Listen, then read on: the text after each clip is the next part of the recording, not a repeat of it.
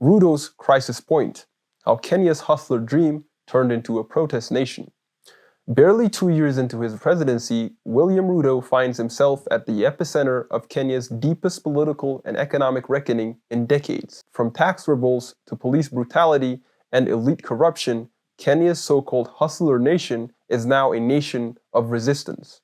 Is this the unraveling of East Africa's most sophisticated populist project, or the birth of a generational movement for political renewal? Hi, I'm Jonas Ambiko, and this is Analytica Today. On June 25, 2025, the streets of Nairobi were once again cloaked in tear gas and chants. Protesters raised their hands high,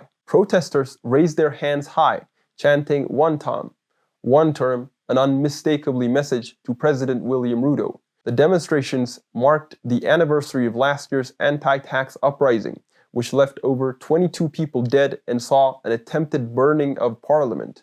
But this year, it's not just about taxes. It's about broken promises, police violence, corruption, and growing belief that the president no longer listens. This analysis examines how a president elected on the promise of economic dignity now faces a legitimacy crisis as Kenya's youth lead a resistance that could redefine the nation's political future and test the limits of presidential power. The collapse of the hustler's nation dream.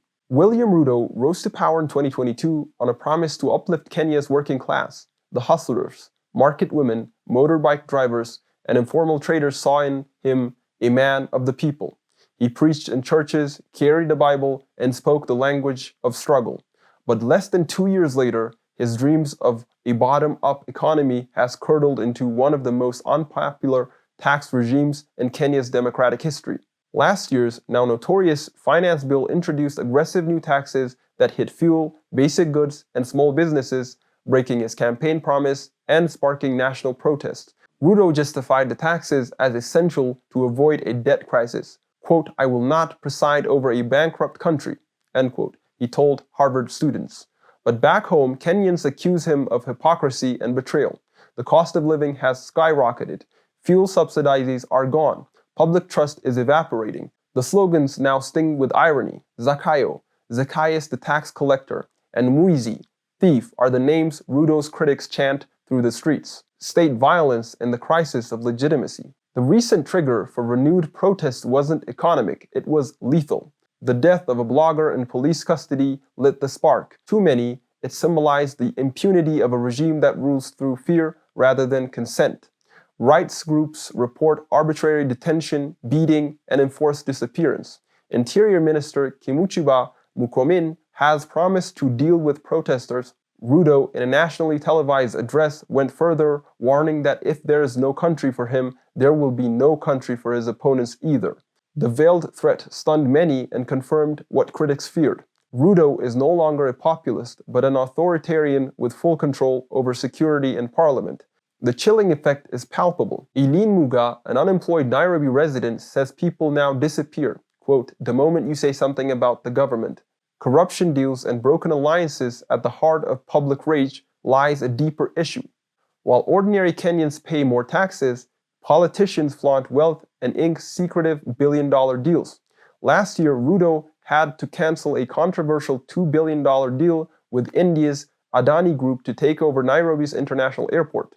The public outrage was swift. The agreement had been negotiated in silence, coming to light only after anti-tax protests have been violently suppressed. Ruto's brand as an anti-elite leader has been tarnished beyond repair. His once loyal deputy, Rigathi Gachagua, was impeached in October in a move widely seen as orchestrated by Ruto himself, despite his denials. Meanwhile, Raila Odinga, his rival in 2022, has been politically co-opted, neutering the official opposition.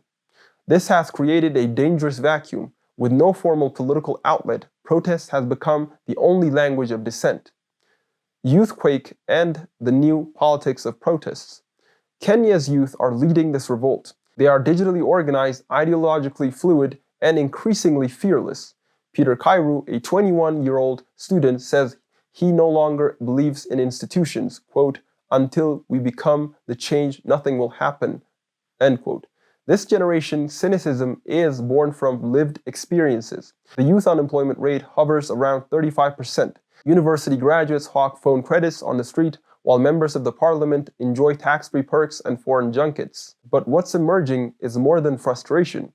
It's a political identity.